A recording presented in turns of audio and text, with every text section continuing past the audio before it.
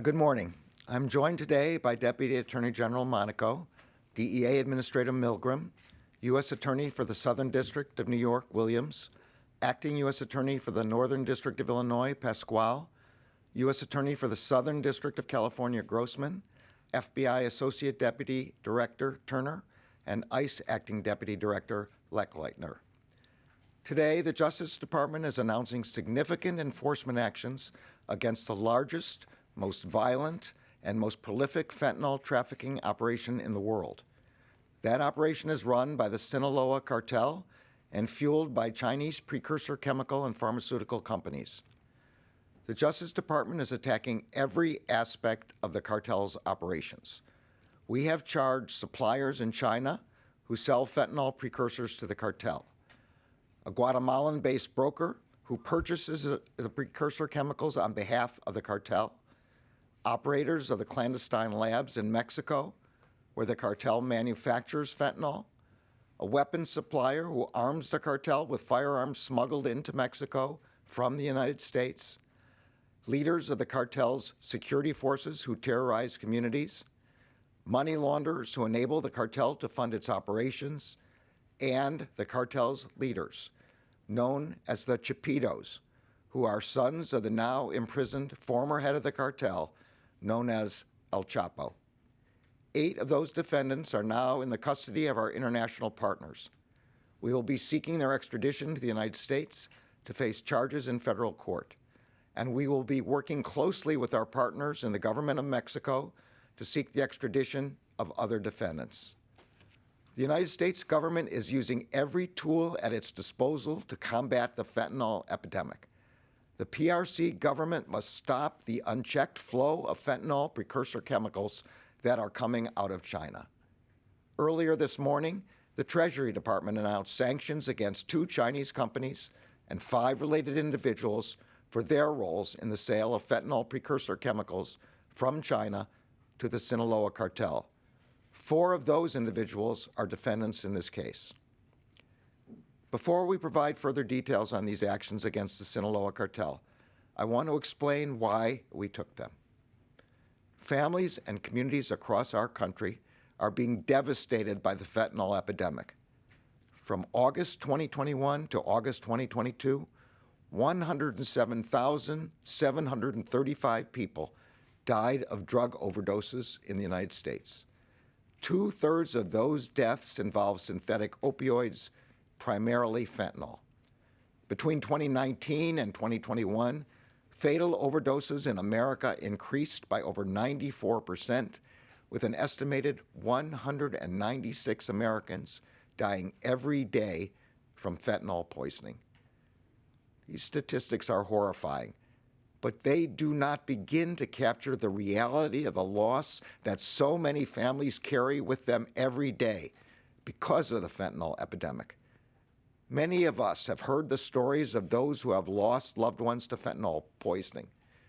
In the face of unimaginable pain, those families have shown extraordinary bravery in sharing their stories. We are grateful to them. We know that nothing can repair the harm they've suffered or bring back the loved ones that they have lost. But all of us at the Justice Department are committed to honoring their loved ones' memories. And we are doing everything in our power and using every authority we have to bring those responsible to justice. As outlined in an indictment unsealed today in the Southern District of New York, the Sinaloa cartel is largely responsible for the surge of fentanyl into the United States over the last 8 years. That surge is the result of a complex and comprehensive fentanyl manufacturing and trafficking network orchestrated by the cartel and depicted on the screens above. First, a cartel associate brokers the sale and shipment of fentanyl precursor chemicals, principally from China, to clandestine labs in Mexico where the fentanyl is manufactured. Those labs are guarded by cartel security forces who brutalize and terrorize Mexican communities. From the labs, cartel traffickers move fentanyl from Mexico into the United States, where it is sold wholesale to other criminal organizations. Before resale, those criminal organizations often mix fentanyl powder into other drugs, such as cocaine and heroin. They also often sell fentanyl pills as counterfeit prescription pain medications. As a result, many Americans are unaware that they are purchasing and being poisoned by fentanyl. Finally, money launderers working with the cartel ensure that the profits from these deadly sales get back to the cartel. The charges unsealed today demonstrate the comprehensive approach the Justice Department is taking to disrupt the entire fentanyl trafficking ecosystem. The 23 defendants we have charged in this indictment represent each stage of the movement, manufacturing, and sale of deadly fentanyl from start to finish. As alleged in the indictment, two of the defendants, Ivan Archivaldo Guzman Salazar and Jesus Alfredo Guzman Salazar, are leaders in the cartel, alongside Ovidio Guzman Lopez, a defendant who we charged in a separate indictment, also unsealed today, for his role in manufacturing and trafficking activities for the cartel. The indictments describe in detail how the Sinaloa cartel operates without respect for human rights, for human life, or the rule of law. For example, two of the defendants tested the potency of the cartel's fentanyl on individuals who were tied down. In another instance, those defendants experimented on a woman they had been ordered to shoot. Instead, they injected her repeatedly with fentanyl until she overdosed and died. And after an addict died testing a batch of the cartel's fentanyl, one of the defendants sent the batch to the United States anyway. As described in the indictment, the Chapitos security forces attack law enforcement, intimidate civilians, destroy unsupportive businesses, and capture contested territory. They often torture and kill their victims. They have fed some of their victims, dead and alive, to tigers belonging to the Chapitos. In another example, we alleged that 4 defendants were responsible for capturing, torturing, and killing Mexican law enforcement officers. One of the officers was tortured for 2 hours before he was shot by Ivan Archivaldo Guzman Salazar. U.S. Attorney Williams, Acting U.S. Attorney Pascual, and U.S. Attorney Grossman will explain in further detail other court filings unsealed today in the Southern District of New York and the Northern District of Illinois related to the Sinaloa cartel. A separate indictment charging one of the leaders of the cartel's security forces is also being unsealed in the District of Columbia. The cases we are announcing today exemplify the comprehensive approach the Justice Department is taking to disrupt and hold accountable those who bear significant responsibility for this fentanyl epidemic. And all of the agencies represented here today exemplify the whole of government commitment the United States is making to that effort.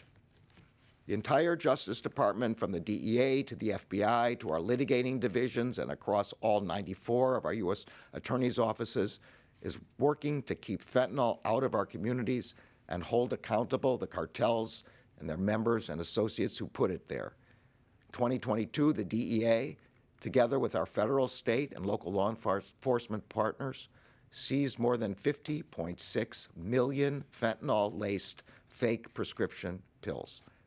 That is more than double the amount seized in 2021. The DEA has also seized more than 10,000 pounds of fentanyl powder. Together, these seizures represent more than 379 million potentially deadly doses of fentanyl. That much fentanyl could kill every single American. We are also putting our resources to work to combat the public health challenges of addiction and substance abuse by supporting prevention and treatment programs. The cases we are announcing today represent an enormous amount of work from across the department. I particularly want to recognize the DEA and FBI agents who do difficult and dangerous work every day alongside our local partners to disrupt drug trafficking. And I want to recognize the department's criminal division, including its Office of International Affairs and its Narcotics and Dangerous Drugs section, as well as the U.S. Attorney's offices for the Southern District of New York, the Northern District of Illinois, and the Southern District of California for their extraordinary effort on these cases. We are also grateful for the support of our colleagues at the Department of State, Department of Treasury, and Department of Homeland Security.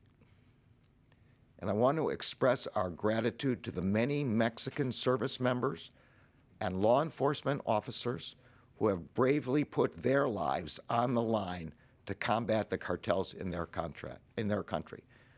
I want to again express my condolences to the families of the many Mexican service members and officers who have lost their lives in that effort. Just yesterday, we met with our law enforcement and security counterparts in the Mexican government here at the Department of Justice. Together, we renewed our commitment to working closely in the fight against fentanyl and firearms trafficking.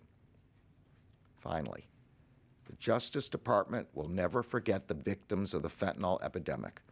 We will never forget those who bear responsibility for this tragedy, and we will never stop working to hold them accountable for their crimes in the United States. I'll now turn the podium over to Deputy Attorney General Monaco. Thank you very much, Mr. Attorney General, and good morning. Today, in the United States, an American dies nearly every 8 minutes from fentanyl poisoning. The fentanyl crisis in America, fueled in large part by the Sinaloa cartel, threatens our public health, our public safety, and our national security. Today's indictments reflect the Justice Department's commitment to attacking every aspect of that threat and the cartels that drive it. From the chemical companies in China that spawn fentanyl precursors, to the illicit labs that produce the poison, to the networks, the money launderers, the murderers that facilitate its distribution. The Department of Justice is combating the cartels and the fentanyl epidemic the same way we've fought other threats, by targeting every aspect of their networks and by using all tools of national power to dismantle them. Just as we went on offense against terrorists and cyber criminals around the globe, the department is now waging a relentless campaign to disrupt the production, the distribution, the trafficking of fentanyl before it can reach its victims. The cases announced today expose the threat in disturbing detail, from precursor chemicals to suppliers, from chemists and distributors to hitmen. Each of the nearly 30 defendants in these cases represent part of the machine that is pumping poisonous fentanyl into cities and towns around this country. But we won't grind the cartel machine to a halt unless we attack it from every angle. And to do that, we need to use every tool that we can and to join forces with partners around our government and around the globe. As the Attorney General described, earlier this morning, the Treasury Department announced sanctions against 2 Chinese companies and 5 individuals responsible for providing precursor chemicals to the Sinaloa cartel. And today, the State Department is announcing up to $56 million in rewards for information leading to the capture of these defendants. By combining our partners' authorities with our own to disrupt the criminal networks trafficking fentanyl, the department and our law enforcement partners are expanding the battle space. But to win this fight, we must also work with partners beyond our borders. We must capitalize on the strength and the reach of our law enforcement partnerships around the world, including with our Mexican neighbors. Yesterday, the Attorney General and I met with top Mexican security officials.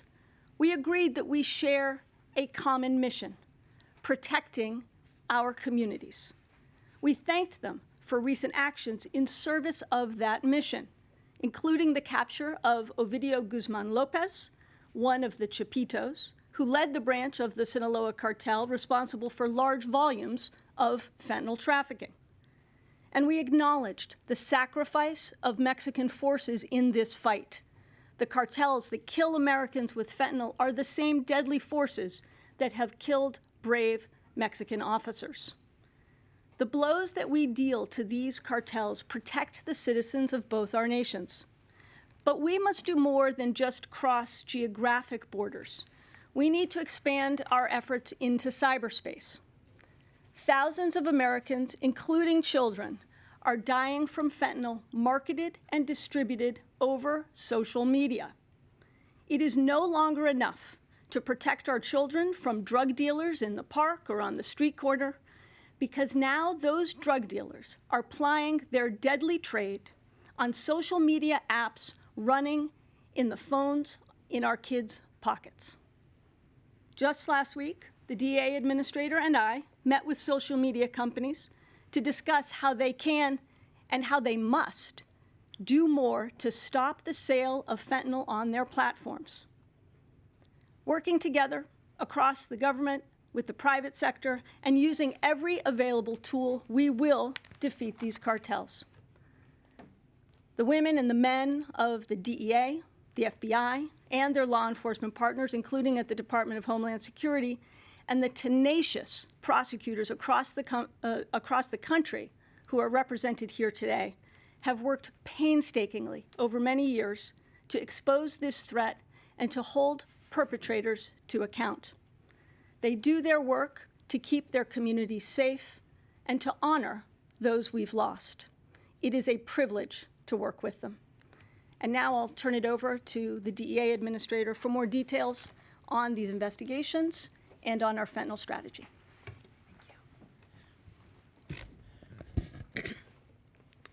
Fentanyl is the greatest threat to Americans today. It kills more Americans between the ages of 18 to 45 than terrorism, than car accidents, than cancer, than COVID. And the number of children under 14 dying from it has increased at an alarming rate. At DEA, we decided to proactively target the criminal network that is most responsible for the fentanyl flooding our communities. We looked at our data, and the answer was clear. Most of the fentanyl in the United States comes from the Sinaloa cartel. The DEA and our law enforcement partners took down the previous leader of the Sinaloa cartel, Chapo Guzman, or El Chapo, who is now serving a life sentence in a U.S. prison for his crimes. But El Chapo's sons, Ovidio, Ivan, and Alfredo, known as Los Chapitos, became the new leaders of the Sinaloa cartel. They inherited a global drug trafficking empire, and they made it more ruthless, more violent, more deadly, and they used it to spread a new poison, fentanyl. Let me be clear. The Chapitos pioneered the manufacture and trafficking of the deadliest drug our country has ever faced. And they are responsible for the massive influx of fentanyl into the United States. As a direct result of their actions, we have lost hundreds of thousands of American lives. And so the DEA proactively targeted the Chapitos network, and we followed it across the globe. To China, where the Chapitos partner with Chinese chemical companies and brokers to acquire fentanyl precursors, the ingredients necessary to make fentanyl. To Central America, where the Chapitos work with brokers who help transport fentanyl precursors from China to Mexico. To Mexico, their home base, where the Chapitos run secret laboratories, transform fentanyl precursors into fentanyl powder and pills, and smuggle it into the United States by land, by air, by sea, by underground tunnel. And in the United States, where the fentanyl makes its way from stash houses near the southwest border, across our country, reaching both coasts and everywhere in between, and killing Americans from all walks of life in every state and in every community in America. The Chapitos control this global criminal enterprise, and they use ruthless violence to protect it. Indeed, death and destruction are central to their whole operation. To dominate the fentanyl supply chain, the Chapitos kill, kidnap, and torture anyone who gets in the way. In Mexico, they fed their enemies alive to tigers, electrocuted them, waterboarded them, and shot them at close range with a .50 caliber machine gun. To drive addiction, the Chapitos hide fentanyl in pills that look like oxycodone, Xanax, or Percocet. They mix fentanyl in with cocaine, heroin, and methamphetamine, all to induce Americans to take fentanyl without knowing it and to get hooked on it.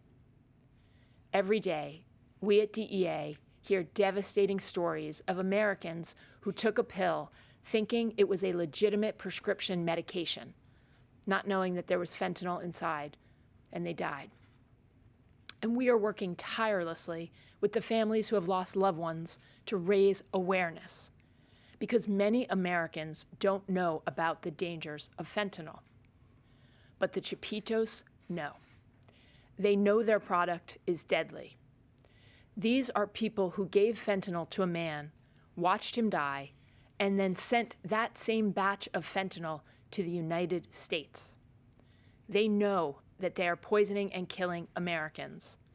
They just don't care because they make billions of dollars doing it. Their greed is shocking and without bounds.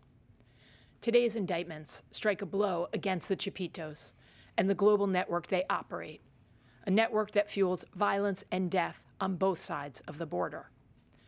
7 members of that network have now been arrested pursuant to our investigation in Colombia, Greece, Guatemala, and in the United States. Ovidio was arrested earlier this year by military officials in Mexico. I want to thank the 32 DEA field offices and our law enforcement partners that worked here in the United States and abroad and worked tirelessly on this investigation. And in particular, I want to thank the men and women of the DEA's Special Operations Division Bilateral Investigation Unit. Today's indictments are only the beginning. This case should send a clear message to the Chapitos, the Sinaloa cartel, and criminal drug networks around the world that the men and women of DEA will relentlessly pursue you to save American lives and to protect the national security of the United States of America.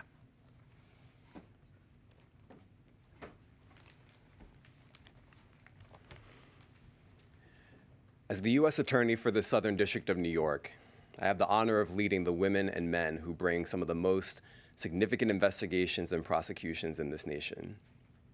To me, this indictment is the most significant of my tenure. It is the most urgent, and that's because fentanyl is the most dangerous drug this nation has ever confronted. Let's just be real for a moment. Fentanyl doesn't care about who you are, what you do, what you believe, who you love, who you might be leaving behind. It doesn't care if your first time using it is your last time. That's because fentanyl doesn't believe in second chances. This drug is designed to destroy. This drug is designed to devastate. And just like that, it can take you. This is a national nightmare. It's a law enforcement crisis and a public health crisis. We recognize the threat and we're fighting back. The action we're taking in the Southern District of New York is the most ambitious fentanyl prosecution in American history. We take aim at the Sinaloa cartel and the global network of death that feeds it. We have indicted the cartel's leaders, the China-based suppliers of fentanyl precursor chemicals, the cartel's manufacturers in Mexico who turn those chemicals into fentanyl pills and powder, the traffickers who import that fentanyl into the US, the distributors who provide that fentanyl to drug dealers in the United States, the money launderers who fund the cartel's massive fentanyl operations, and the cartel's armed soldiers who violently protect the cartel's fentanyl trafficking routes, laboratories, territory, and personnel through torture and murder. Let me end with a message to every American who has been touched by this crisis. Know this. We are not going to give up.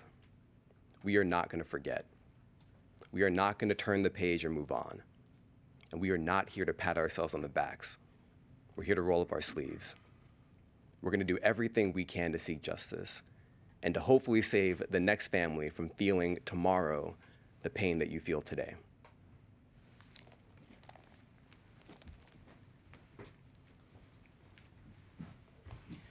Good morning, I'm Morris Pasquale, and I'm the acting United States Attorney for the Northern District of Illinois.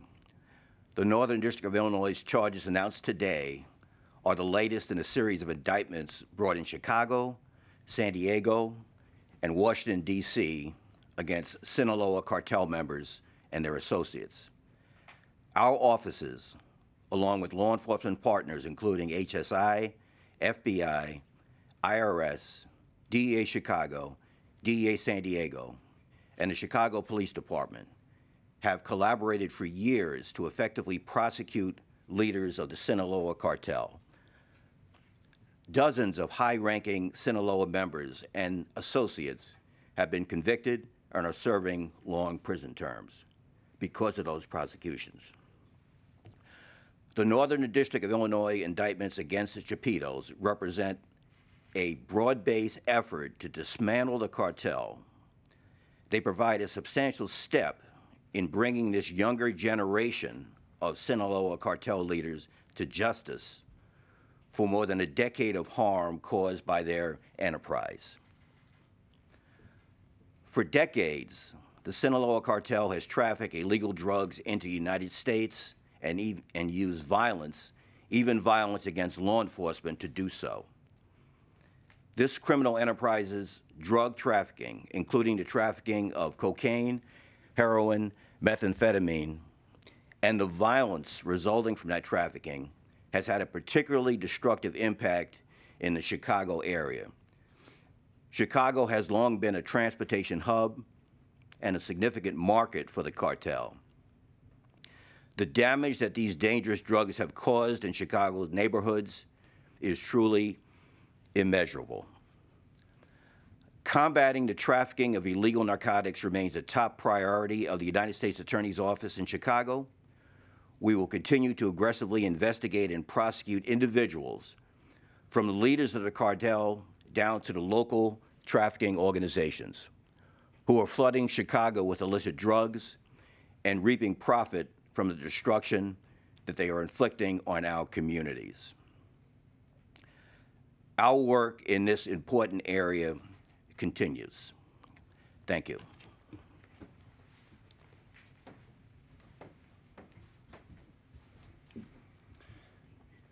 Thank you, Attorney General Garland, Deputy Attorney General Monaco, and Administrator Milgram for your leadership.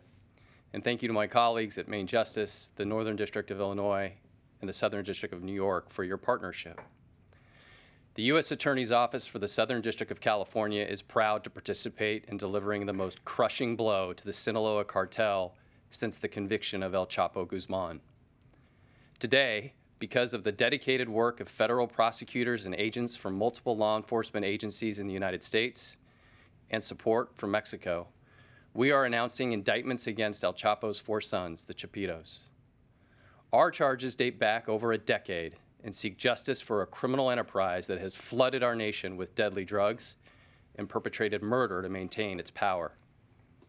In the Southern District of California, we know the Sinaloa cartel is not an abstract organization operating in a far-off place. It's responsible for funneling tons of drugs across our border with Mexico and directly into our streets. As alleged, fentanyl has become a focus for the Chapitos and Sinaloa cartel. Our district knows the impact of the fentanyl crisis all too well. Drug seizure statistics show our region has become an epicenter for fentanyl trafficking into the United States, and overdose deaths in our communities have risen to unprecedented levels.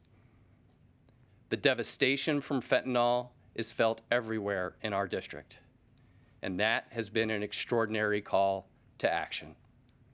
And we are meeting that challenge with a 2-part strategy. First, to relentlessly pursue justice for overdose victims and their loved ones by targeting the suppliers responsible for this crisis. Everyone, from the cartel leaders to the street-level dealers, we are taking their drugs, we are taking their money, and we're taking their freedom. The second part of our strategy is prevention through multiple outreach and education initiatives. Raising awareness about fentanyl saves lives. We are just as engaged in the classroom as we are in the courtroom. The U.S. Attorney's Office for the Southern District of California, with our domestic and international partners, is committed to dismantling the Sinaloa cartel and other drug trafficking organizations. Today, we've proven the power of strong collaboration in achieving that goal.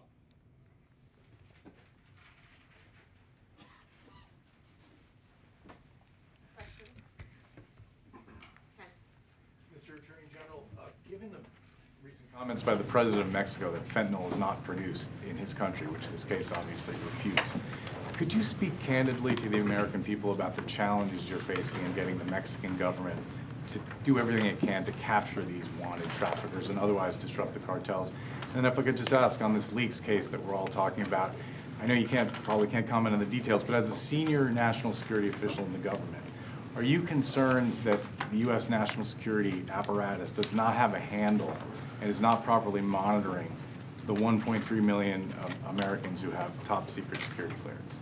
So starting with the second question first, since everyone is talking about it, I'd really just point you at what the Secretary of Defense has said, that the Department of Defense is leading an important effort now to evaluate and review the national security implications, and most important, to conduct a review of the methods of access, accountability, and control procedures that the department has so that something like this can never happen again. On the more general question, we met yesterday with all of the major security ministers of Mexico, Secretary of Defense, Secretary of the Navy, the Attorney General, the Secretary of Interior Security, the Foreign Minister, and we all know that we need to work together continually to strike against this enemy that is injuring people in both of our countries, is killing law enforcement and service members in Mexico, as well as individuals in Mexico, communities in Mexico, and is doing the same in the United States. So we will be working together on all of these matters. Sadie. Hi there. Okay, so Deputy Attorney General, you had mentioned, the role of social media companies in cases like this. I was hoping I could trouble you to elaborate on the role of social media in this specific case and also what your interactions with those companies have been like. And then Attorney General, if I can ask you a question about our Wall Street Journal reporter, Evan Gershkovich. You've been a long-time advocate of press freedom, and so I guess I'm wondering what you think Russia's arrest of an American journalist on espionage charges says to you about the state of press freedom around the world. Yeah, I'll start with the second, and then I'm sure it'll be no trouble for the deputy to answer the first. The United States has already made clear that this is a wrongful detention of the Wall Street Journal reporter. This kind of case just shows how important freedom of the press is in all countries around the world. In our country, but even more so in countries that are making it increasingly difficult and dangerous for the free press to operate and to report what is actually happening in that country. The United States will do everything in its power to get the reporter back. And now on the social media question, I'll let the deputy answer. Thanks very much, and thank you for the question, Sadie. Look, I highlighted the role of social media in this threat precisely because we are seeing more and more often that social media is a feature of and is involved in the cases that we are investigating. All too often, we're seeing that that's where the meat happens. That's where the first connection is made. That's where the terms of the deal are being hashed out. And so we have to include this as part of the entire supply chain. Indeed, the social media apps that are part of this distribution and sales of deadly fentanyl and other synthetic opioids really are part of the supply chain. Indeed, they're the superhighway of this supply chain. And that's why we recently met with representatives of the social media companies. They need to do more to address the sales of this deadly and illicit drugs on their platforms. We had a substantive conversation, I would say, but it's just the first of what need to be many more steps to address this problem. And I don't know if the DA administrator wants to comment at all. I would just say very broadly, in the investigations that we are continuing to run throughout the United States on the Chapitos and the Sinaloa cartel, we see social media across investigations in every single field division that we have. What we are seeing is cartels and networks like the Chapitos are using social media to recruit couriers. They're using it to show weapons flashes, to show videos and photos of the drugs, the fentanyl powder and pills that they're producing. And they're also using it with their traffickers and their associates and their facilitators to do, as the Deputy Attorney General said, sell their drugs and get into every single house in the United States of America. Because anyone with a smartphone who has access to social media within a few clicks is now able to purchase drugs. What social media companies are doing is they are solving the last mile problem for the cartels. They are getting the drugs after they've been produced and manufactured, and they are getting those pills and those powders across the United States. We have more than 200 million Americans who have social media accounts, and so we know that they are harnessing this and they see it as their best opportunity to relentlessly expand the Sinaloa cartel's business. Lindsay? On the cartel case, I was wondering, could you speak a little towards how this large case is going to halt the flow of fentanyl into the U.S. that we're seeing every day? And separately, on the leaker case, could you say whether there's any other suspects you're looking for and whether there's any kind of foreign nexus at all? So on the last one, you all know me pretty well. You know, we have a pending case. There was just his first appearance was this morning. The detention hearing will be held on Wednesday, and I'm really not able to talk anymore. It's an ongoing investigation. And on the first, we have no illusion that any one case will stop fentanyl from coming into the United States. I think the U.S. Attorney for the Southern District said it very well. This is just one important step that we're taking to help dismantle this cartel. We have to be relentless about it, and we will continue to be relentless about it. And the thing that makes this case particularly important is that we're going after the entire network, from precursors to importation into Mexico, to the manufacturer, to the weapons, to the money launderers, to the distribution in the United States. But this is just one of the most important cases we've brought, but we will continue to be, I shouldn't say it's one, it's actually at least 5, but we will continue to be doing that. Devlin? Back on the leak case for a minute, what message do these charges send to anyone who would take home hundreds of classified documents? Let me talk somewhat more generally. Thanks for the question, Devlin. If this is not just about taking home documents, that is, of course, itself illegal, but this is about the transmission, both the unlawful retention and the transmission of the documents. Everyone knows here that the documents in the end were transmitted. That violates 18 U.S.C. 793 and 18 U.S.C. 1924. There are very serious penalties associated with that. People who sign agreements to be able to receive classified documents acknowledge the importance to the national security of not disclosing those documents. And we intend to send that message, how important it is to our national security. Last question, Jake. So, on the drug case, what is your understanding of how much territory the cartels control south of on the border, on the southern border, and designating them foreign terrorist organizations? Would that make any more tools available? We're speaking about where you're using every tool available. Secondly, on the leaker case. That sounds like It's all right. On the leaker case, he was in court already this morning, obviously in federal court in Boston. Does this mean categorically that this is going to be handled entirely by the Department of Justice, or could this end up being in a military charges as well? So I don't want to speculate about the latter. This does mean that this case is being pursued in federal civilian courts, and the next appearance, as I said, will be a detention hearing on Wednesday. That's how the Justice Department proceeds. I don't want to say anything about what else might be possible. Let me see if I can work backwards. Just remind me for 1 second. The second. How many? What is your understanding of how much territory the Sinaloa and other cartels, control along the border? And would designating them a foreign terrorist organization help in any way with giving you more tools?